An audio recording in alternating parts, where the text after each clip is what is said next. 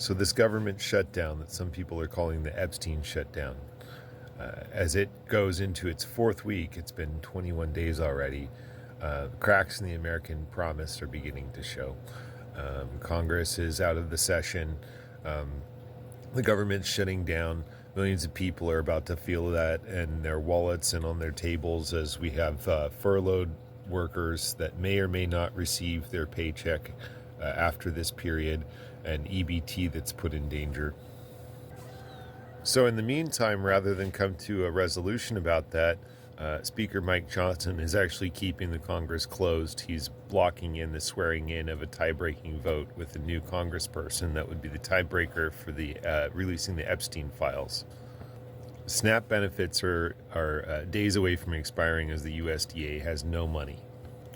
So for a lot of people, this isn't just politics as usual. This is actual survival, and the stakes couldn't actually be higher.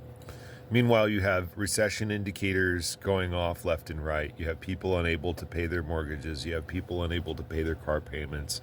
You have people getting thrown out on the street. So where am I going with this? Actually, it all fits into a bigger picture. Because a lot of people blame the World War II and America's response to it for getting us out of the Great Depression. But actually, when the Great Depression hit, under Herbert Hoover, a lot of people were left destitute, and the creation of Hoovervilles was a common feature. But it was actually the New Deal that brought us out and purchased a whole lot of new services and put people back to work again. The old school classical model of economics was the supply side economics, which was based around, well, if the people need these things, then they'll get these things, and then that will enable the businesses to produce them. Of course, that fell flat on its face when people were unable to purchase anything, and therefore business were unable to sell anything, and the whole thing fell flat on its face for better part of a decade. So Roosevelt created the Civilian Conservation Corps. They went around planting trees, windbreaks. They went around shoring up levees and shoring up terraces and stuff like that to stop losing the value of our land and the value of our soil. And a lot of this was in response to the Dust Bowl. Yeah, that created job security, public works, social security net, and even though it's not perfect and there might be a lot of pork in the system, it still backstopped the economy.